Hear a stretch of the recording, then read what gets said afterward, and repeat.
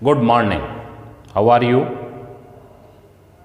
इतिहास में पहला लेसन आपका चल रहा है। आज हम अगले टॉपिक पर बात करेंगे। कल हम पढ़ रहे थे संप्रेषण और आज पढ़ेंगे हम अफ्रीका में जो शिकारी संग्राहकों के साथ पहली बार संपर्क कैसे हुआ, है ना। पहली बार संपर्क से इन्होंने क्या सीखा।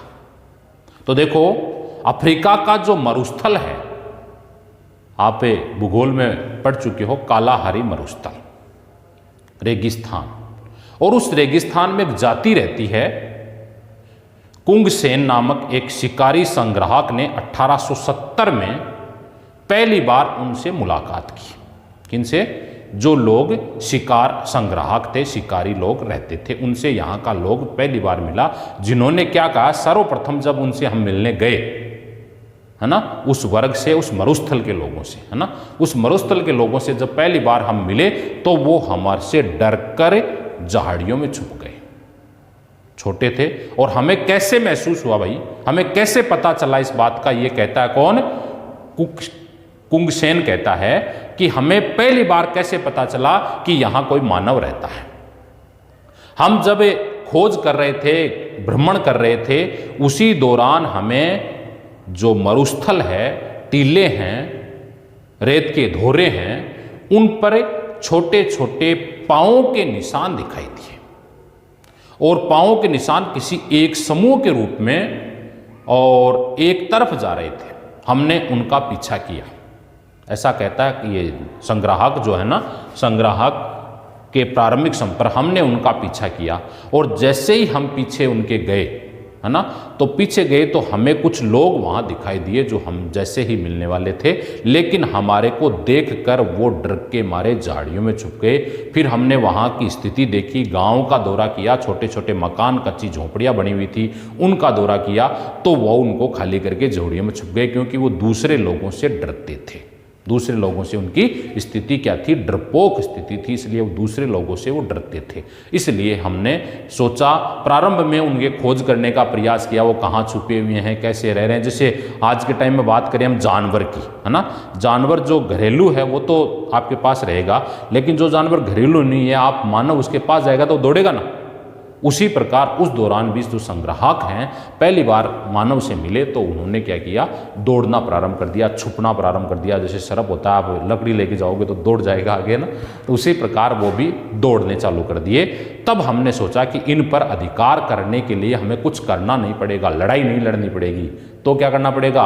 उन पर अधिकार करने के लिए हम आराम से इन पर अधिकार कर सकते हैं। इस प्रकार मानव ने बिना किसी जोर जबरदस्ती से उन्होंने अपनी अधीनता स्वीकार कर ली। वो लोग धीरे धीरे वहाँ आने लगे, उनको समझाने लगे, और हम राजा बन गए। ऐसा हुआ होगा, ऐसा मानते हैं। कब?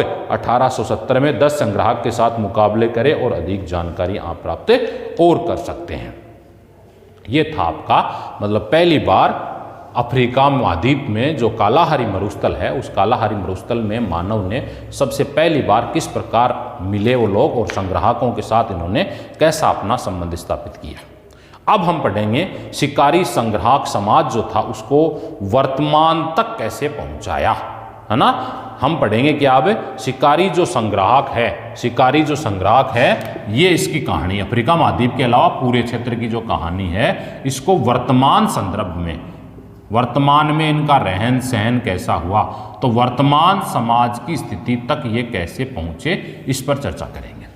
ठीक है। और तो देखो, जैसे मानव विज्ञानों ने बहुत सारे अध्ययन किए, एनालिसिस निकाला, और एनालिसिस के बाद में हमने ये पाया कि भारत सहित विश्व के अन्य देशों में जो मानव की उत्पत्ति हुई है वो धीरे धीरे क्रमोद्गत विकास से हुई है। एक साथ इनका विकास नहीं हुआ, धीरे धीरे कर्म प्रधान समाज के रूप में इनकी उत्पत्ति हुई है ना। संग्राहकों से बारे में पढ़ा आपने। इस मुद्दे पर दो परस्पर विरोधी विचारधाराएं चल रही थी। कौन से मुद्दे पर? कि जो संग्राहक हैं वो उन्होंने खोज निकाला मानव को, और वहाँ उन पर सत्ता स्थापित कर ली, राज करना चालू कर दिया, ऐसा हुआ होगा। इस पर दो विचार आते हैं। पहली विचारधारा, एक और विद्वान कहते हैं, ऐसा वर्ग है जिन्होंने आज के शिकारी संग्राहक समाजों से प्राप्त विशिष्ट तथ्यों और आंकड़ों का सीधे अतीत के पुरातात्विक अवशेषों की व्याख्या करने के लिए उपयोग किया जाता है ना। यानी एक तो ये कहते हैं कि आज के टाइम में जो शिकारी हैं, जंगलों में रहते हैं, स्थानांतरित कृषि करते हैं, उनके अवशेष और वो जो अवशेष मिले हैं वो लगभग समान है। इसलिए हम ये कह सकते हैं कि पहले के जमाने में संग्राहकों की स्थिति पनपी होगी या संग्राहकों का विकास हुआ होगा, ऐसा मानते हैं पौराणिक समय के अनुसार। ठीक है, अब हम बात करते हैं दूसरा। जैसे उदाहरण की बात करें हम के लिए, पुरातात्विक विदों का कहना है कि 20 लाख साल पहले होमिनिडो स्थल जो तुर्काना झील के किनारे स्थित है, संभवतः आदिवासी मानव के शिविर या निवास स्थान थे जहां वे सूखे मौसम में आकर रहते थे। ऐसी पद्धति वर्तमान में हाजदा और कुंज सेन समाजों में पाई जाती है। यानी वहां का जो समाज है पूर्व समय में जैसा होता है वैसा ही। जैसे भारत की बात करें तो कुछ जातियां ऐसी हैं जो स्थानांतरित रहती हैं, एक स्थान से दूसरे स्थान में परिवर्तन करती रहती हैं। ऐसी जातियां भी बहुत सारी हैं जिनका स्थान परिवर्तन होता। उसी प्रकार पूर्व समय में भी ऐसा रहा होगा कि मनुष्य है वो स्थान बदलता था, जैसे जैसे उनको सुविधा होती थी वैसे वैसे उस स्थान पे चला जाता होगा, ऐसा मानते हैं। दूसरी ओर विद्वान कहते हैं, वो महसूस करते हैं संजाति व्रत। एक प्रश्न आता है 1 नंबर का, संजाति व्रत किसे कहते हैं? तो संजाति व्रत में समकालीन नृ जातियों का जो समूह है, जिसमें मनुष्य, आदमी, औरत, इन सब को शामिल किए जाते हैं, उसे नृ जातियां कहते हैं। समूह का विश्लेषणात्मक अध्ययन होता है। इसमें उनके रहन सहन, उनका खान पान, उनकी वेशभूषा और किस प्रकार का उनका आचरण यानी सांस्कृतिक विचार, सांस्कृतिक आचार विचार आदि का हम उसमें संग्राहक में अध्ययन करते हैं। आजीविका के साधन, उनके पास कौन कौन सी टेक्नोलॉजी या प्रौद्योगिकी थी आदि की जांच की जाती। स्त्री पुरुष की भूमिका क्या है, यानी ज़्यादा काम कौन करता था, ज़्यादा अधिकार किसके पास थे।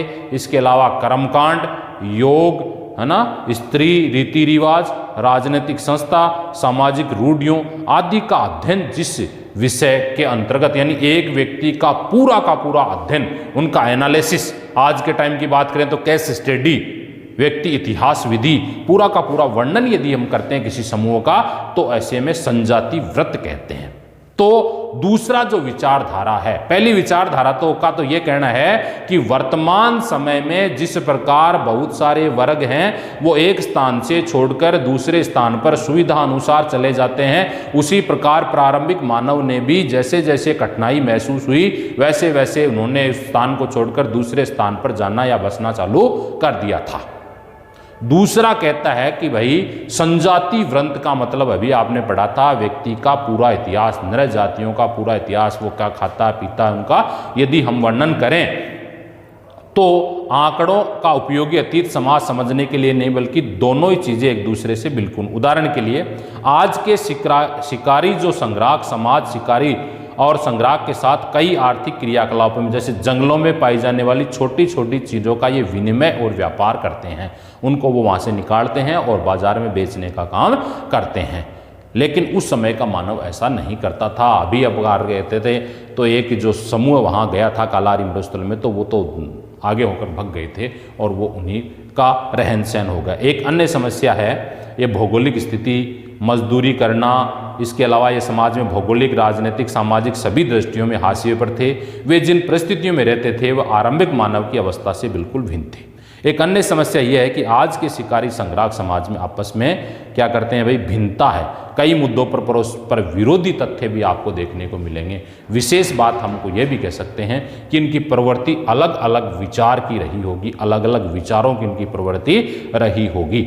इस प्रकार हम कह सकते हैं कि उनकी गतिविधियों में भी काफ़ी अंतर पाया जाता था। अलग अलग समाज के वर्णों में, अलग अलग जातियों में, अलग अलग जो संग्राहक समूह थे उनमें अलग अलग प्रकार का अंतर आप देखने को मिलता है।